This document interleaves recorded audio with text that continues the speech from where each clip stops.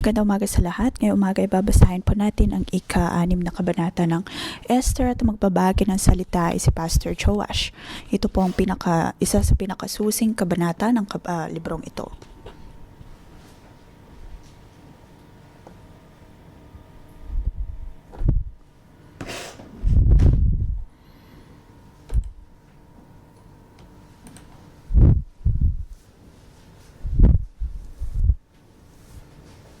Makikita po natin ang malaking pagkakaiba pagdating sa kinahihinatnan ng mga tauhan sa kwento.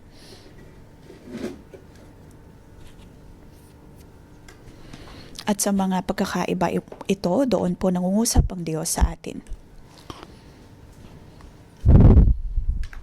Ang chapter 5 at chapter 6, pagdating po sa kanilang sentence structure, makikita po natin dito ang pinakasusing punto o kayang pangyayari.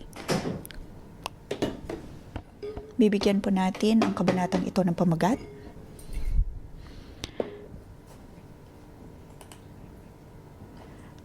Ang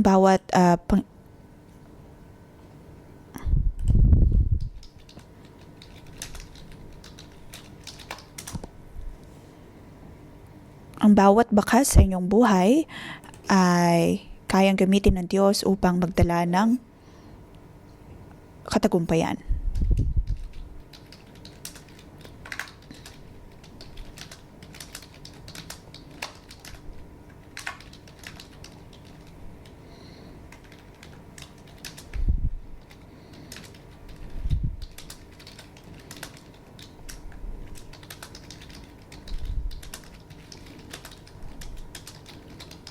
Makikita po natin ang bawat bakas sa kabanatang ito, bawat mataas o kaya ay mataas o mababang pagkakataon, ang lahat ay ginagamit po ng Panginoon.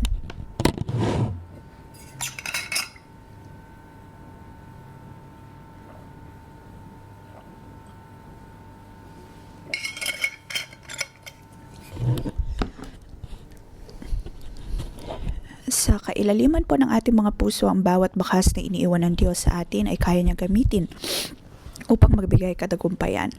Unang bahagi ng kabanatang ito ay mula verse 1 hanggang 3. Ito po ang simula ng pagkakaiba na makikita po natin. Sa verse 1, ng gabing iyon hindi makatulog si Haring Xerxes. Ipinakuha niya ang aklat ng mahalagang pangyayari sa kaharian at ipinabasa ito habang siya ay nakikinig.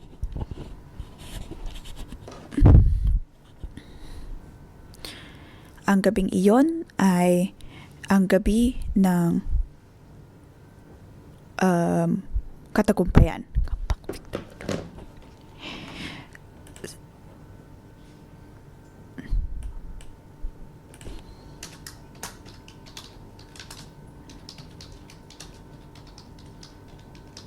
Nabasa po natin sa nakaraang kabanata na nagkaroon ng piking at dapat sana'y masayang-masaya ang hari.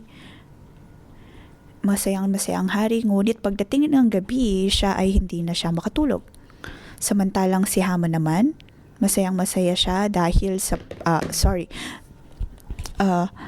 nagkaroon siya ng galit, dala ng masalubong si Mordecai, ngunit napalitan ito ng saya dahil sa piking na mayroon siya.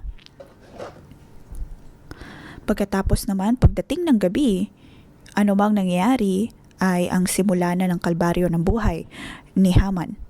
At siya namang umpisa ng katagumpayan sa buhay ni Mordecai. Sa atin pong mga buhay, nangyari na po ba ang ganitong pagbabago sa atin pong mga buhay? Isang saglit ang gabi kung saan naroon ang pagbabago ng Diyos ng kinahihinatnan ng ating buhay.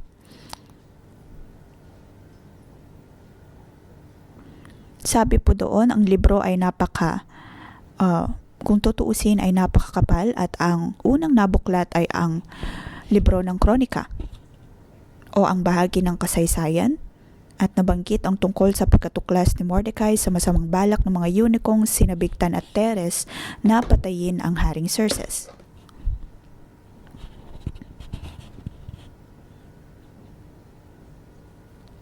Kung matatandaan po natin, idinulog ni Mordecai ang planong ito kay Esther kung kaya naman naligtas ang hari.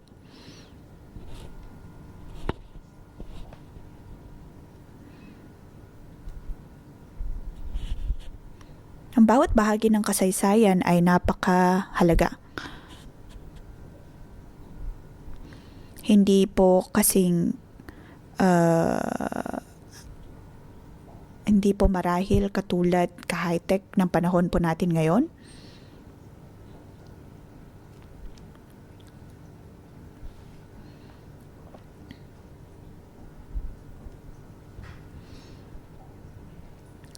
Verse 3, sabi ng Diyos, dahil dito itinanong ng hari, anong gantimpala o pagpaparangal ang ginawa kay Mordecai dahil sa kabutihang ginawa niya sa akin? Sumagot ang mga tagapaglingkod, wala po.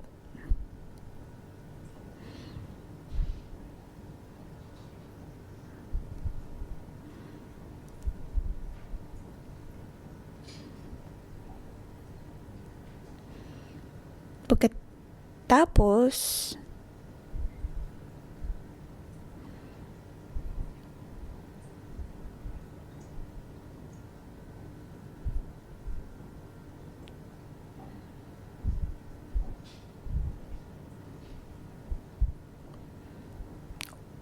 unang bagay na makikita natin dito ay ang hindi makatulog ang hari.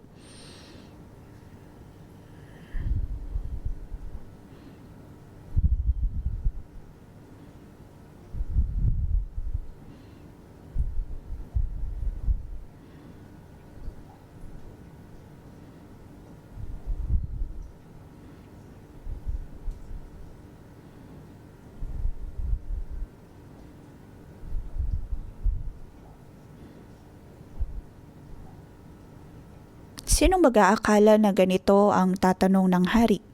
Nagtanong pa kung ano ang natanggap ni Mordecai.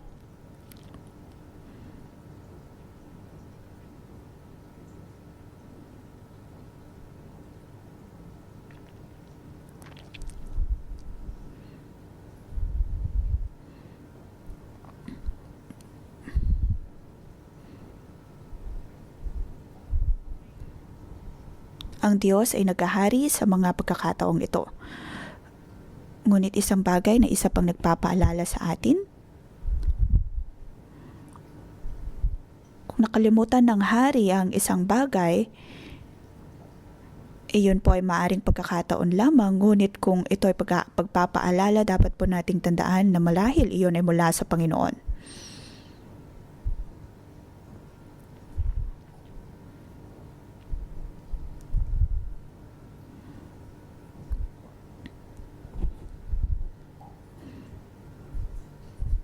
Si Mordecai ay hindi humingi ng karangalan.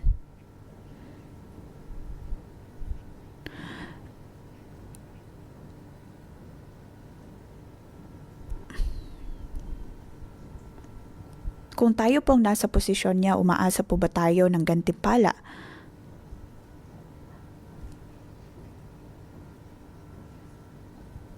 Ngunit dito napansin po natin na ang ginawa lamang ni Mordecai ay idulog ito sa reyna at pagkatapos ay hindi na siya humingi ng anumang uri ng karangalan.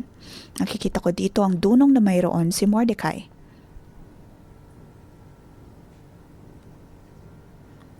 Si Mordecai ay marami pong maaari sanang pagpipilian.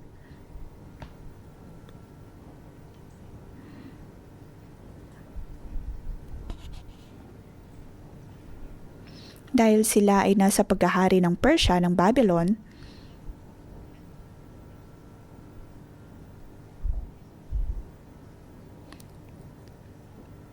hindi naman dapat pwede naman niyang piliin na hindi ito gawin, ngunit ginawa niya pa rin at itinulog sa reyna.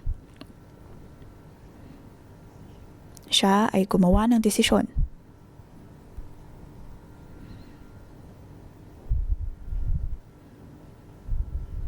Dahil alam niya na ang pagiging reyna ni Esther ay plano ng Panginoon.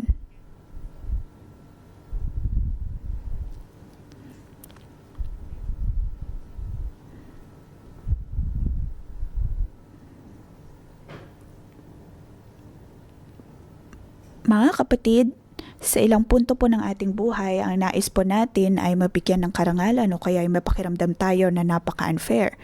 May mga pagkakataon na sasabihin natin, gumawa ko ng mabuti ngunit wala namang nakakakita.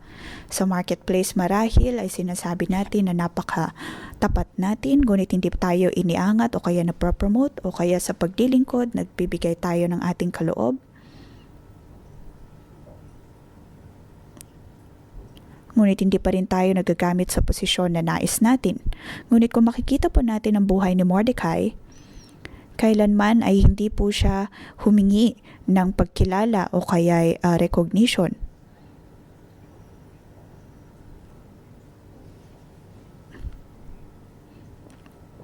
Ngunit makikita po natin ang buhay ni Mordecai.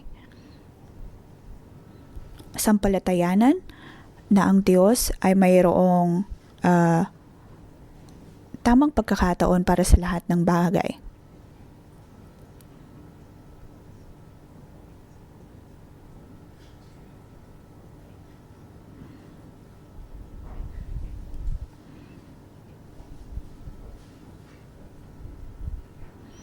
Alam ni Mordecai na si Haman ay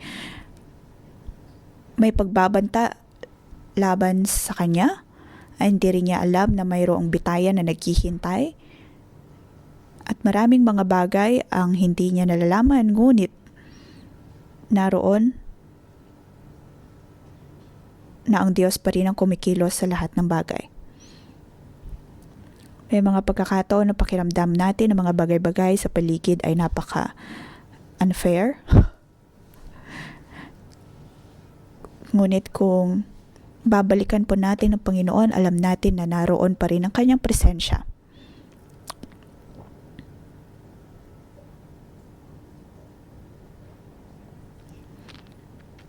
Piliin po natin maging katulad ni Mordecai.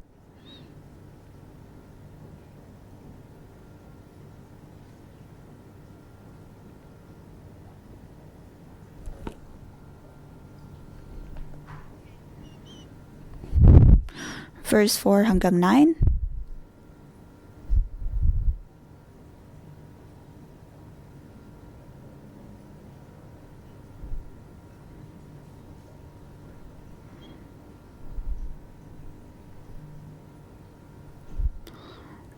Verse 4.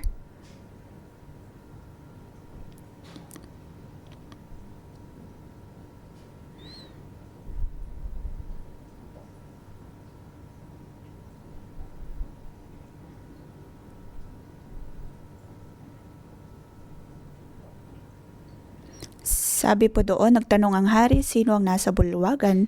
Samantala noon ay papasok sa bulwagan si Haman upang sabihin sa hari na maaari nang bitayin si Mordecai sa ipinagawa niyang bitayan.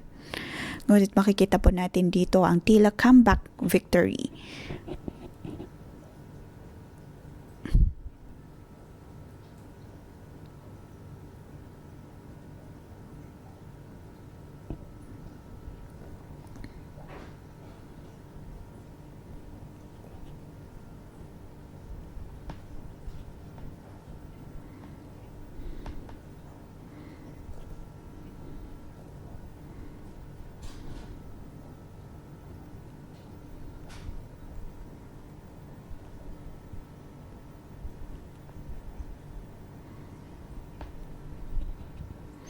Para po itong drama na atin pong napapanood, biglang may comeback.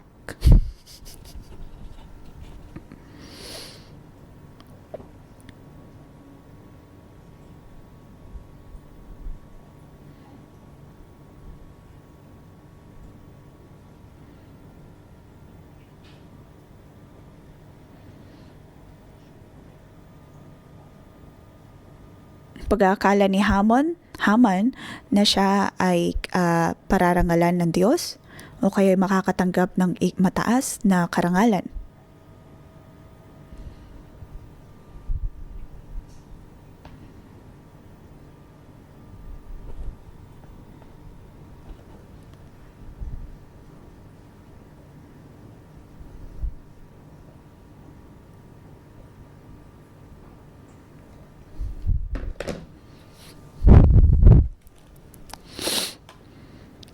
Mababasa po natin sa mga sumusunod na bersikulo kung paanong sinabihan ng hari si Haman na parangalan si Mordecai. Mapapansin po natin dito ang pag-aakala ni Haman na siya ang pararangalan, ngunit bandang huli si Mordecai ang kanyang dapat na parangalan. Sa pagbabasa po natin nito, dapat tayong magkaroon ng kumpiyansa. Maaring istorya lamang po ito, ngunit ito ay nagpapakita kung paanong mula sa pinakamababang punto ng ating buhay, tayo po ay kanyang pararangalan. Ngayon, tayo po ay nakaupo sa lugar na ito.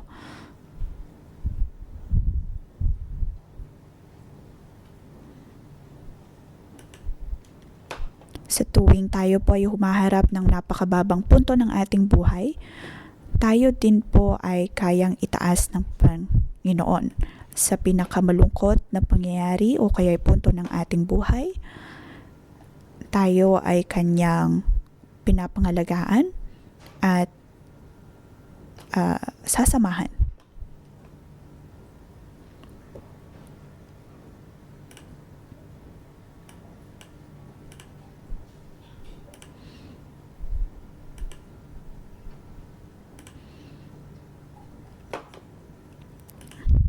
Maaaring may ilan po sa atin na nagbago ang buhay dahil mula sa pinakamababang pagkakataon o punto ng ating buhay, tayo ay biglang inimbitahan na pumunta sa simbahan at nakilala natin ang Panginoon at doon na po nagsimula ang pagbabago sa ating buhay. Kung tutuusin ako man din, nakaranas po ng isang gabing katulad nito nang ako ay nasa primary school pa lamang.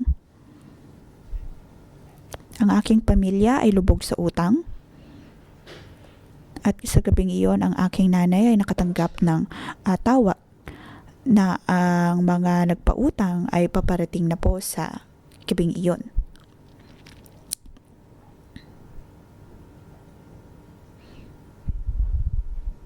Pagkatapos ay kinuha po kami ng aming ina upang dalhin sa tirahan ng aming mga kamag-anak. Ito ay napakababang punto ng amin pong buhay. Ngunit sa parehong gabing iyon ay dumalo ako sa isang evangelistic meeting at doon ko nakilala ang Panginoon. Doon ko napagtanto na sa kabila ng nakakalungkot na pangyayari sa aking buhay, mayroon pa rin pong pag-asa.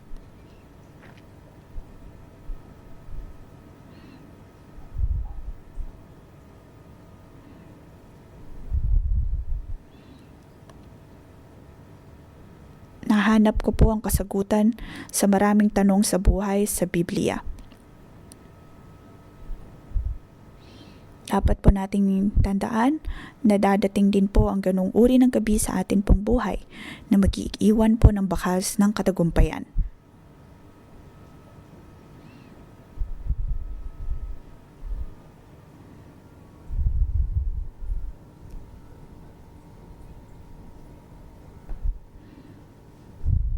Ang hindi wala sa timing na karangalan ni Mordecai ay isa pong bakas para sa pagkakataong pong ito.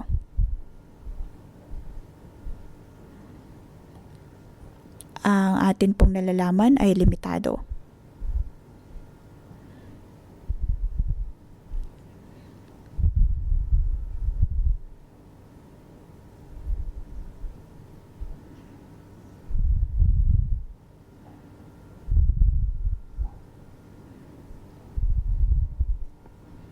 Ngayon, ang ating pong buhay ay maaaring humaharap ng napakahirap na mga pagkakataon, ngunit kaya po itong gamitin ng Diyos upang bigyan tayo ng katagumpayan.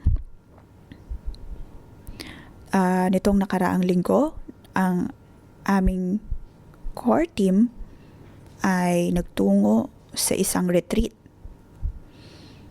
Pagkatapos ay nakausap ko si Pastor Joey.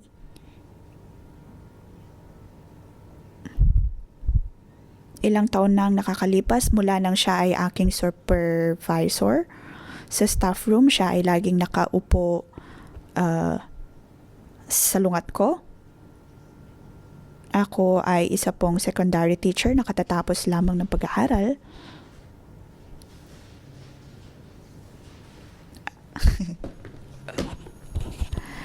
At pagkatapos ng 10 taon,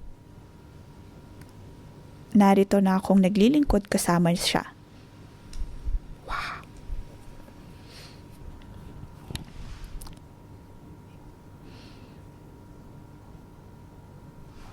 Tapos ngayon, ang dati kong katrabaho ngayon ay pinuno na ng isang paaralan at ang aking mga anak ay nag-aaral sa paaralang iyon. Sa tingin ko, ito po ay isang himala.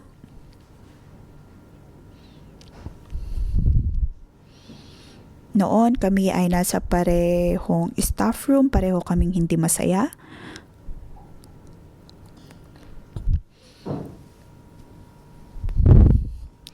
Maaring sa sitwasyon na amin pong kinakaharap o kinakaharap ng estudyante noon.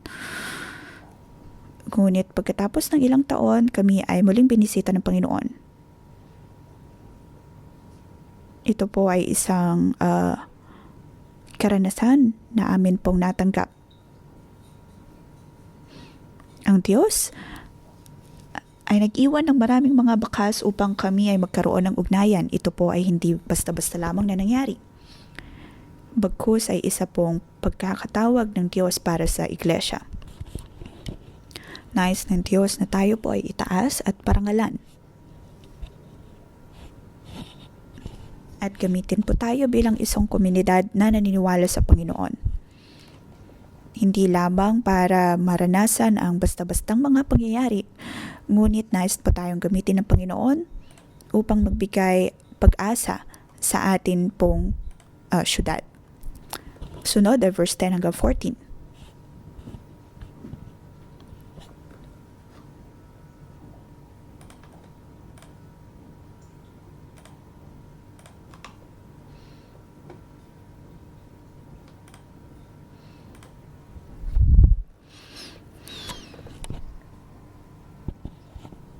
Sabi ng hari kay Haman, kung gayon kunin mo ang aking damit at ang aking kabayo, lahat ng sinabi mo ay gawin mo kay Mordecai, ang Hudyong nakaupo sa may pintuan ng palasyo. Ito na po ang comeback victory na naganap. Sa nakaraang kabanata,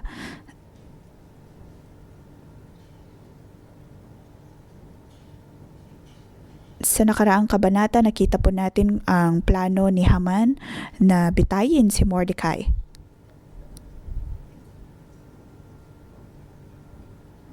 Ngunit, pagdating sa kabanatang ito ay kailangan niyang bigyan ng karangalan si Mordecai.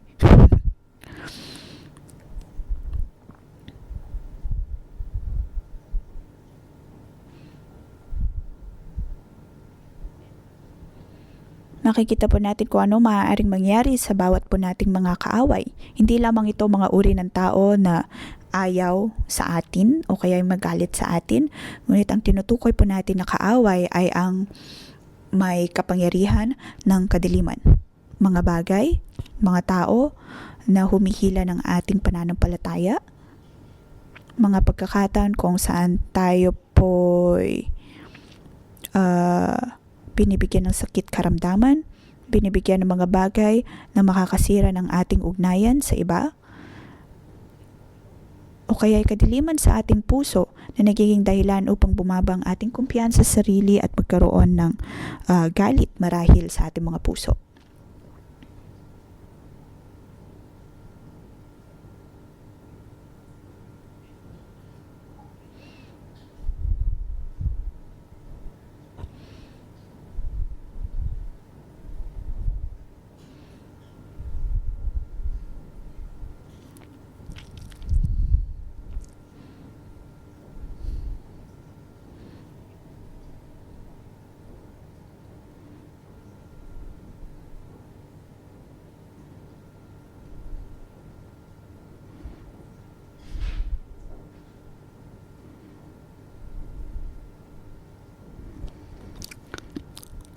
Sa mga sumusunod na bersikulo, napansin po natin kung ano ang dapat nag kung ano ang ginawa ni Haman upang parangalan si Mordecai.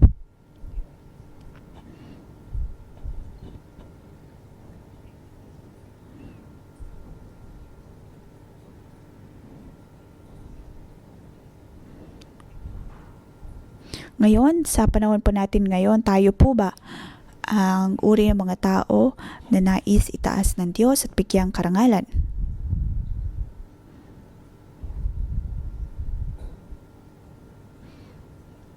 Ang sino mang hindi nanlilimos ng karangalan bagkus ay sumusunod sa Diyos ng may pagpapakumbaba ay kanyang patuloy na itataas.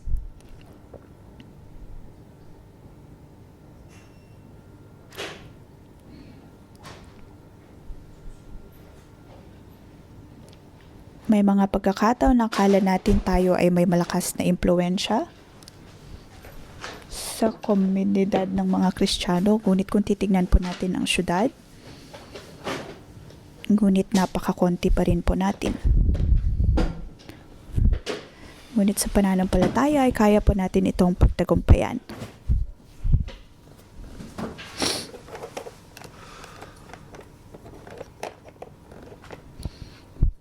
Tayo po ay ginagawaran ng Diyos ng damit o kaya kausuotan ng isang hari at reyna upang dalhin ang kanyang presensya.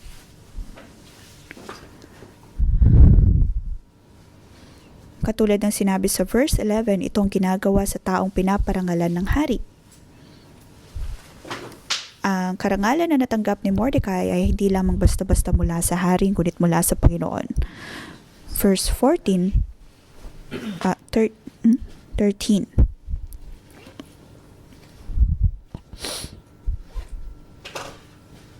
Ibinahagi ni Haman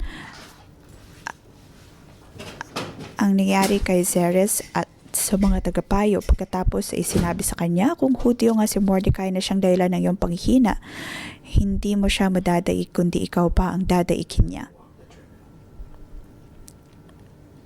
Nabanggit ang pagiging Hudyo o ang pagiging bayan ng Diyos. Hindi magtatagumpay ang kaaway dahil tayo ay lipin ng Panginoon. I don't think it's good for you.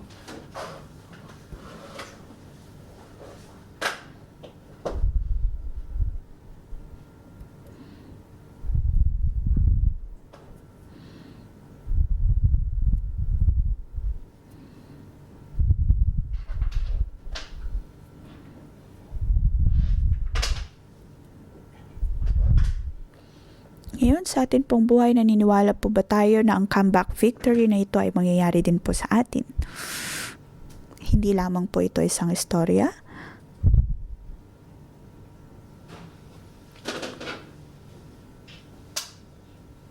Dahil ang ganitong uri ng gabi ay nangyayari na sa Israel ng kung ilang taon. Naranasan ito ni Abraham.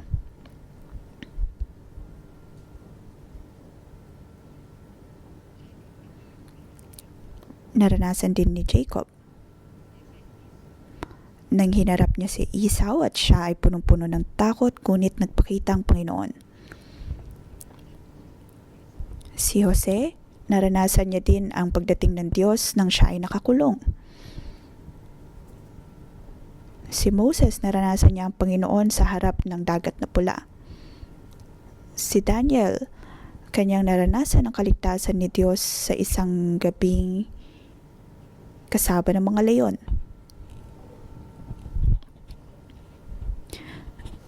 Kaya naman mga kapatid, ang Diyos ay nangungusap po sa atin sa libro ng Esther sa pagtulog po natin sa papawalapit na Purim na isabihin ng Diyos na tayo ay kanyang pinili, maging tapat at mapagpakumbaba lamang tayo sa pagsunod at tayo ay kanyang pararangalan. Ang bawat mababang punto ay mga bakas na gagamitin ng Diyos upang bigyan tayong katagumpayan. Atin pong purihin ang Panginoon.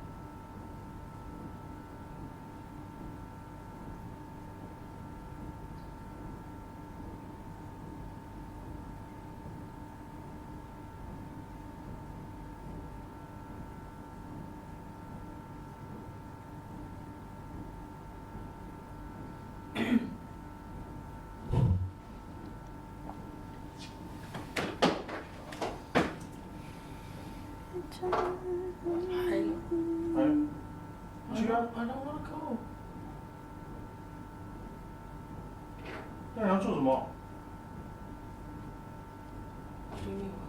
因为你现在做的方式，我觉得it's not helpful 啊。我觉得你应该去气急一下，原来 get help from 贴心，不然就是get help from 喵喵，接着不然就是卷卷。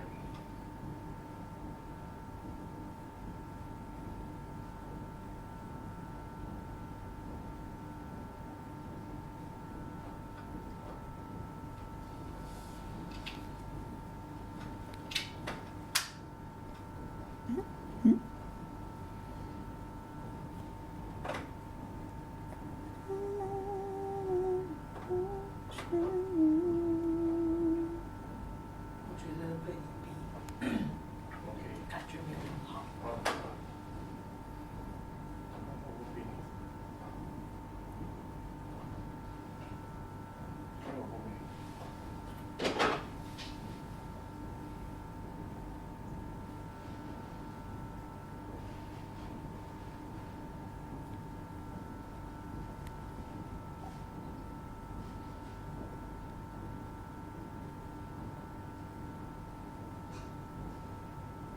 对，我不逼你。你想做什么就做。对啊，可是你现在就这样这种态度了。这样你要我怎么样？你要我什么态度？你讲清楚，你要我怎么样？不要这么大声。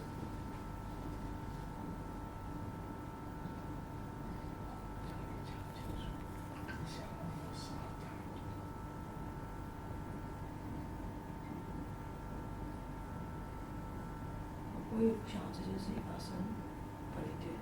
对呀、我知道啊，神要它发生的啊，所以是不是要搞清楚为什么神要这个事情发生呢？是，可是我觉得你整个就是在情绪我，就是你就是在。哦，你感觉我在 OK， 我接你，你现在不是在 B level， 也不在 C level， 然后我接你，你觉得我在情绪，还有呢？所以我觉得其实很多时候我的压力来源是你的情绪，哦，所以而不是事情。哦是，你的压力来源是我的情绪。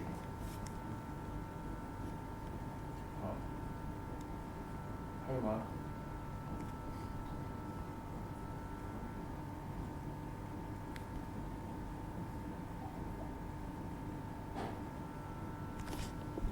所以我现在需要被你帮助的，是我需要you just accept me。好，我接纳你啊。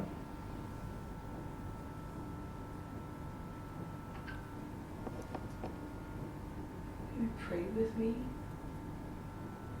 好，你要祷告，一起祷告可以。可以啊。Instead of finding more things for me to do。好。好。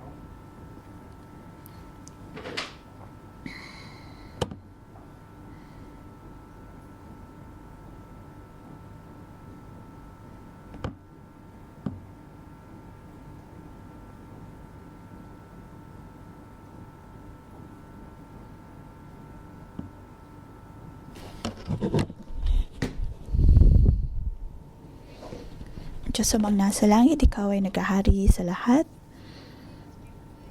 Tayo po ay magbigay pasalamat sa Panginoon. Ngayon, sa libro po ng Esther, makikita po natin ng isang uri ng katagumpayan. At naniniwala po ako na nararanasan po natin ang buhay sa atin pong mga buhay.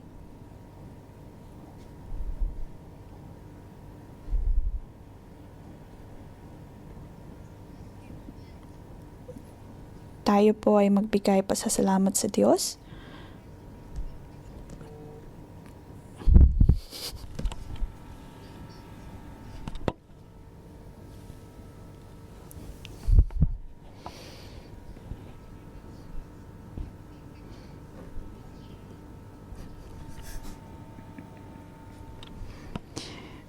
Atin pong ibahagi kung paano po tayo natulungan ng Diyos. Paano po natin naranasan ang Panginoon at binigyang katagumpayan.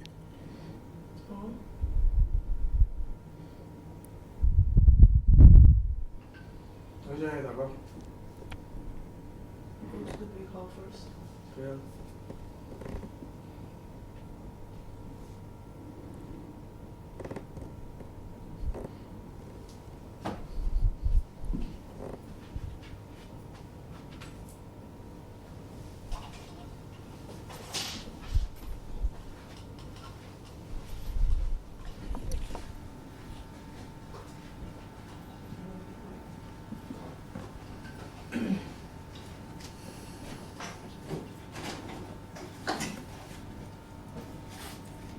他们不是有学房吗？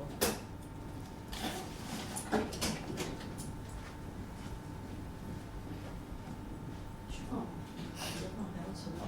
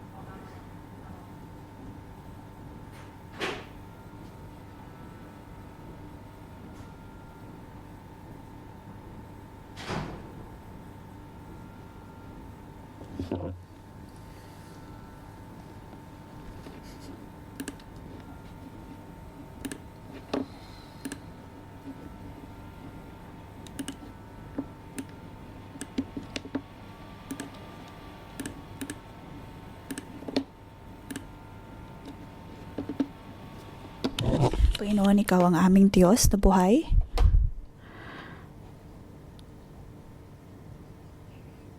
Ikaw ang Diyos na mayroon pong pakialam o kaya'y nangangalaga sa amin.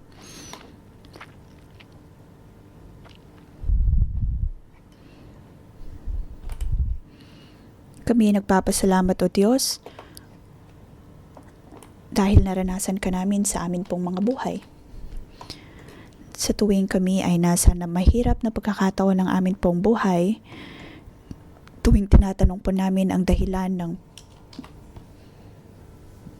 buhay na ito,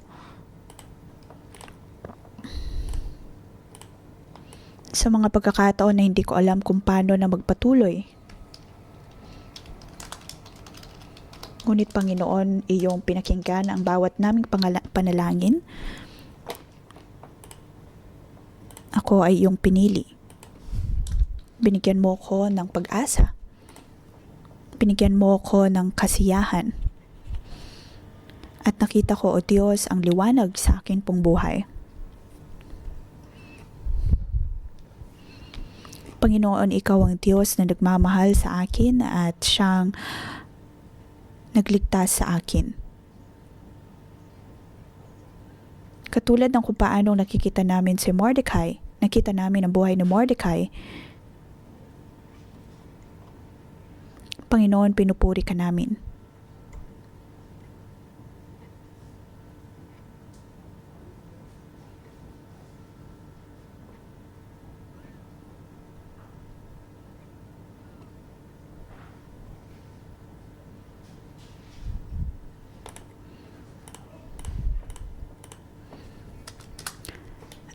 Tayo po ay tumayo at atin pong purihin ang Panginoon.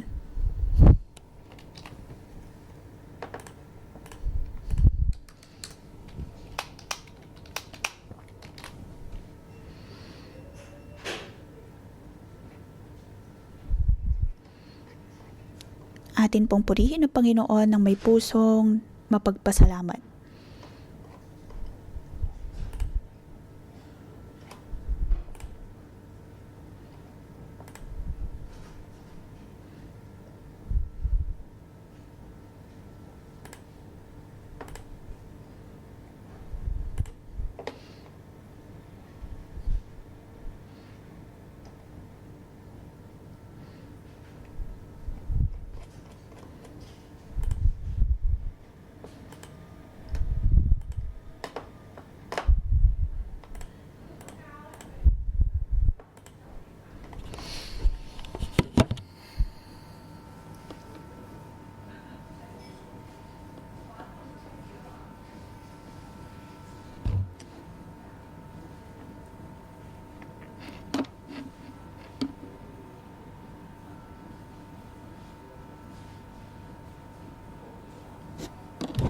Panginoon, Ikaw ang Diyos na naghahari sa lahat sa amin pong mga buhay. Sa 3 bersikulo, sabi po dito, anong gantimpala o pagpaparangal ang ginawa kay Mordecai dahil sa kabutihang ginawa niya sa akin? Pagkatapos sa verse 6, lumapit naman si Haman, itinanong sa kanya ng hari ano ang dapat gawin sa sino mang ibig parangalan ng hari.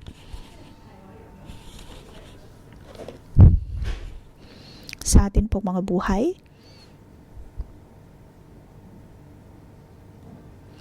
maaaring marami na po tayong nagawang mga bagay para sa Panginoon. O kaya ay nagawa sa marketplace o kaya ay para sa ating mga pamilya. Sa pagdidisipulo. Nagdidisipulo bawat linggo. Hindi rin humihingi o kaya ay nanlilimos ng pagkilala.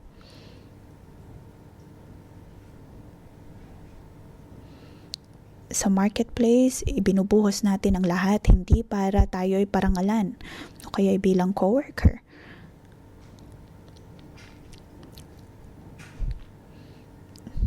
Nais nating paglingkuran ng Diyos dito.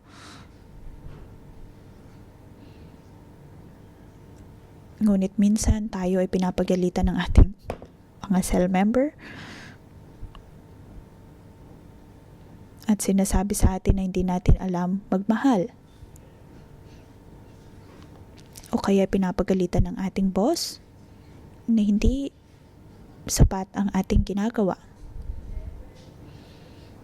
Ang iba'y naitaas na, nagkaroon na ng promosyon, ngunit hindi mo ito naranasan.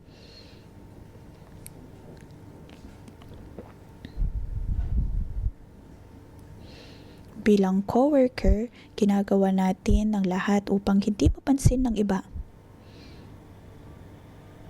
Sa atin pong mga buhay,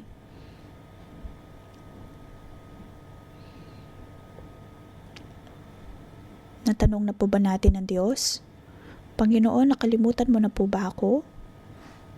Ang lahat ng aking ginagawa, paghihirap sa marketplace, sa ministeryo bilang cell leader ay para po sa iyo, Panginoon.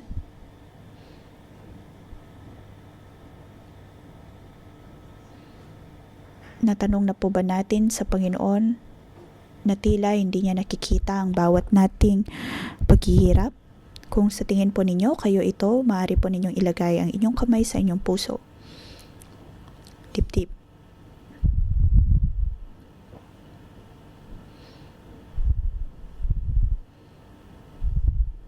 Maaari po ninyong sabihin, hindi ko alam kung napapansin ako ng iba. Hindi rin ako napapansin ng iba sa matagal ng pagkakataon. Sa maraming taon ay hindi marahil po tayo pinapansin.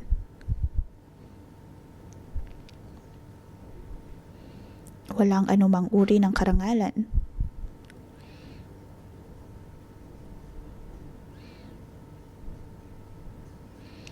Walang kahit papuri. Ngunit Panginoon, hindi po kami humihingi ng karangalan mula sa tao, bagkus ay karangalan mula sa iyo. Tayo po ay mangusap sa Panginoon.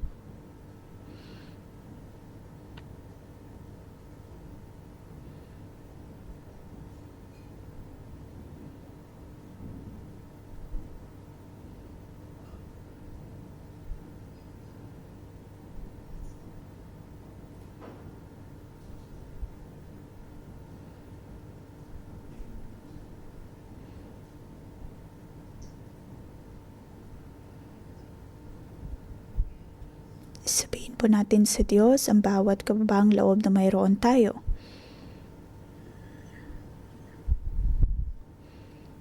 At idalangin sa Kanya na tayo ay pagalingin.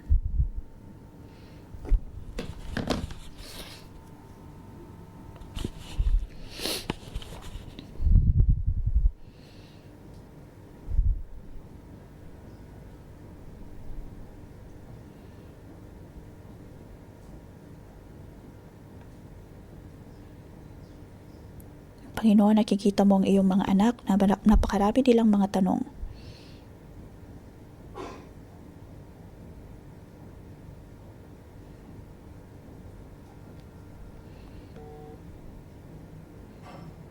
Sinasabi ng Panginoon, aking anak, nakikita ko ang lahat, nakikita ko ang iyong katapatan, nakikita ko ang iyong paghihirap.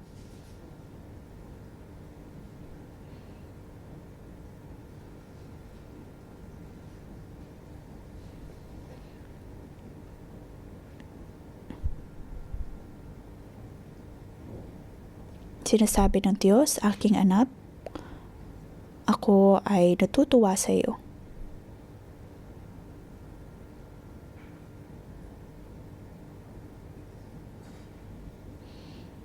Dahil ginagawa mo ito hindi para umani ng maayos na reputasyon. Sa tuwing ikaw ay nahihirapan, ikaw ay nananahimik at nakatingin lamang sa akin.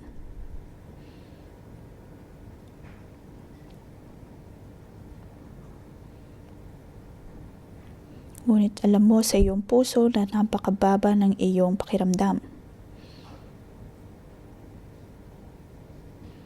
Ngunit dapat mong tandaan, ako ang nagbigay sa iyo ng ganitong pag-ibig at ng habag at biyaya. Dapat mong sampalatayanan na balang araw ikaw ay aking itataas sa marketplace man o saan ka man dali ng buhay.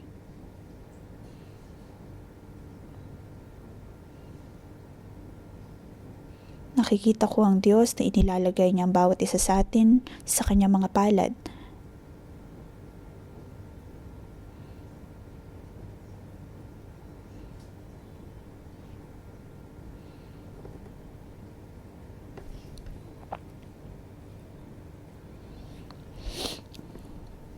Sinasabi ng Panginoon, ako ang iyong liwanag, ako ang iyong Diyos, ako ang Diyos na magtataas sa iyo. Manalangin ka lamang. Manalangin ka lamang sa Panginoon.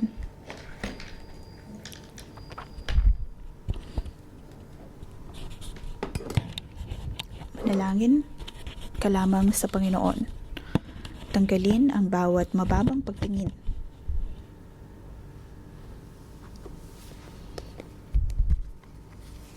Tanggalin ang sobrang pag-awas sarili.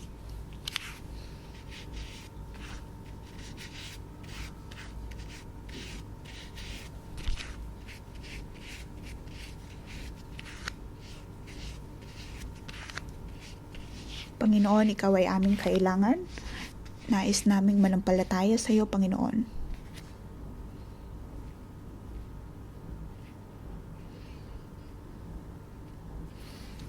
Naranasan po namin, O Diyos, ang gabing iyon. Ikaw ay aming nararanasan sa amin pong mga buhay.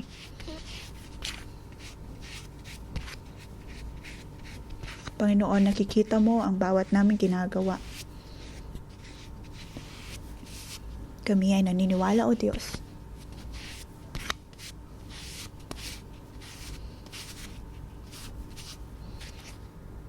Kami ay naghihintay sa gabing iyon. Ngunit hindi namin ito gagawin ayon sa aming sariling kakayahan. Kami ay naniniwala sa iyo at patuloy na dudulog sa iyo. Dahil alam po namin, O Diyos, na lahat ng mga bagay ay para sa aming ikabubuti.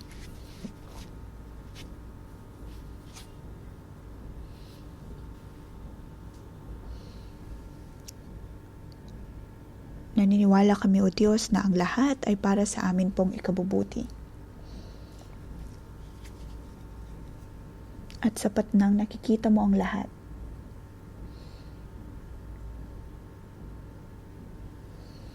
Dahil kami ay iyong mga likha. Kami ay iyong pinili.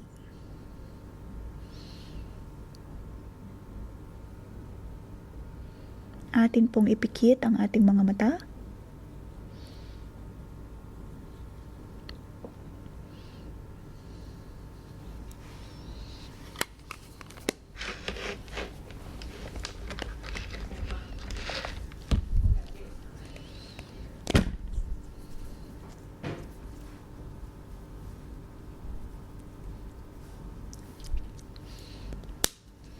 Ipakuha ninyo ang damit na inyong isinuot at ang kabayong inyong sinakyan ng kayo'y koronahan bilang hari.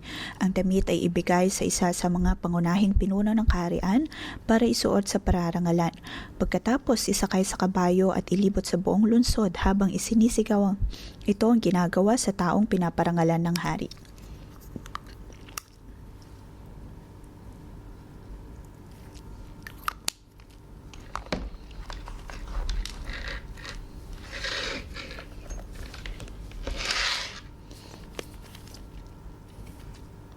Tayo po ang maharlikang pari na pinili ng Panginoon.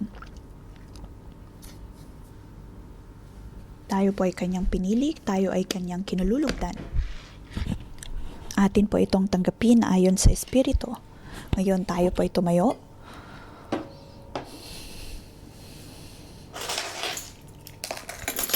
At manampalataya sa Panginoon.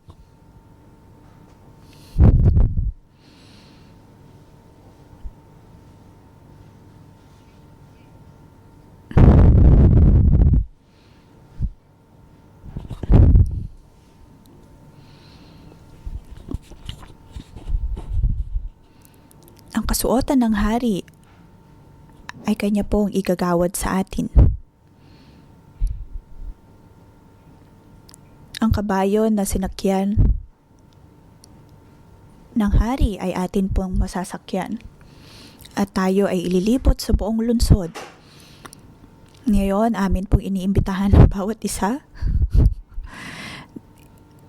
Nang may pananampalataya, tayo po ay lumakad sa lugar na ito at iproklama, ito ang ginagawa sa taong pinaparangalan ng hari.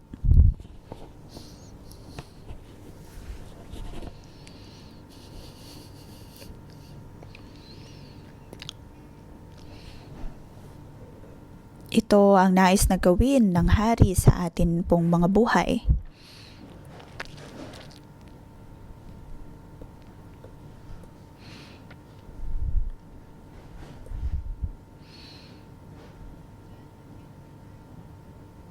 Ito ang ginagawa ng Diyos sa mga taong nais niyang parangalan. Binibigyan ng kasuotan ng hari at reyna, pagkatapos ay pinoproklama sa buong lungsod ang kanilang kadakilaan.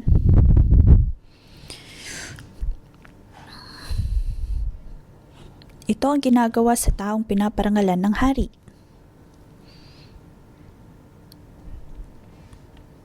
Atin po itong iproklama.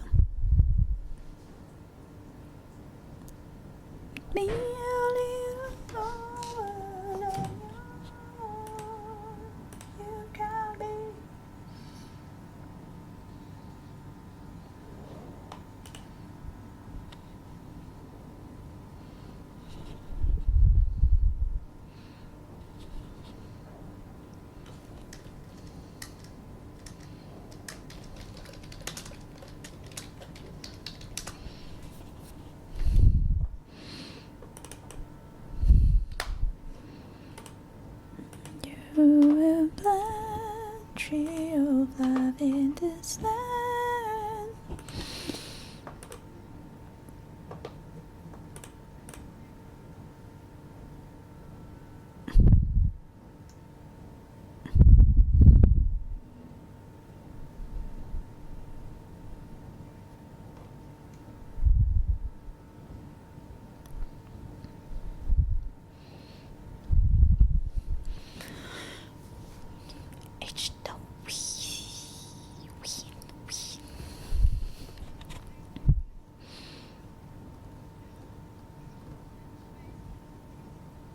Atin pong harapin ang krus. What is your name, O Lord? Hallelujah! Atin pong palakpakan ang ating mga sarili at ang atin pong mga katabi. Ang Diyos ay natutuwa at kinalulugdan po tayo. Hindi lamang po iyon.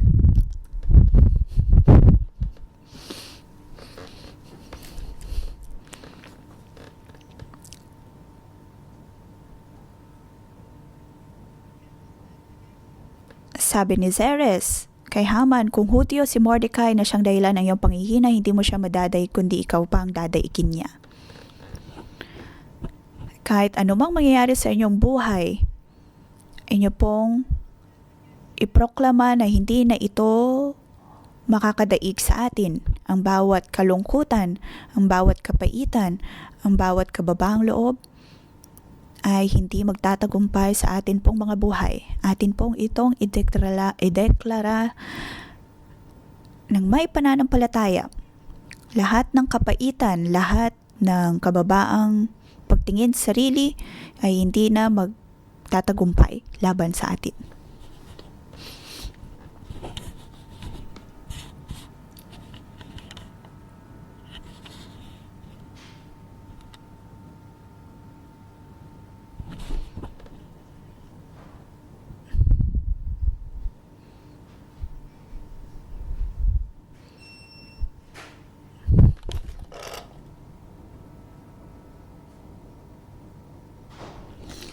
Lahat ng kapatiran sa 611, lahat po tayo dito ay pinili ng Panginoon. Atin pong itaas ang ating mga kamay.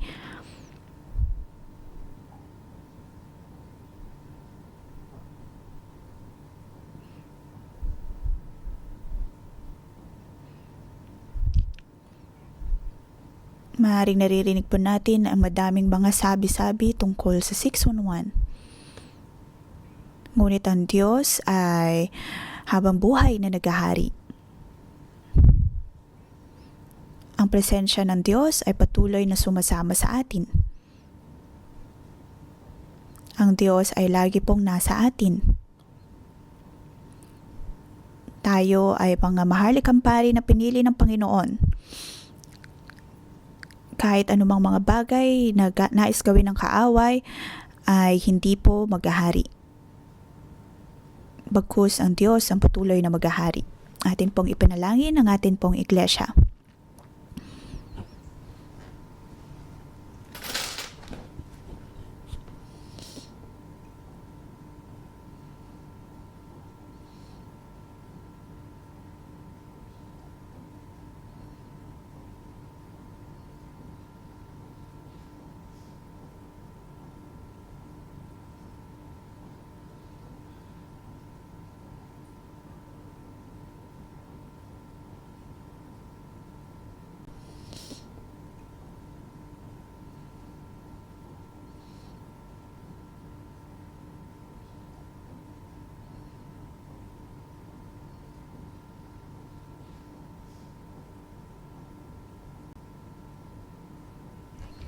Panginoon, kami ay nagpapasalamat sa iyo.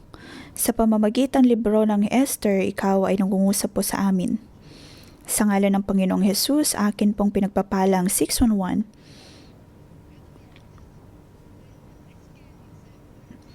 Darating ba ng kaaway ng isang daan? Alam namin, O Diyos, nabibigyan mo kami ng kaligtasan sa 7 paraan. Ngayong 2026, ang amin pong ugnayan sa Panginoon ay lalong mapapalalim at mapapalawak. Ang bawat milagro ay mangyayari po sa aming pamumuhay. Ito po ang aming panalangin sa ngalan ni Jesus. Amen. Dito po nagtatapos ang ating pangumagang debosyon. Magandang umaga.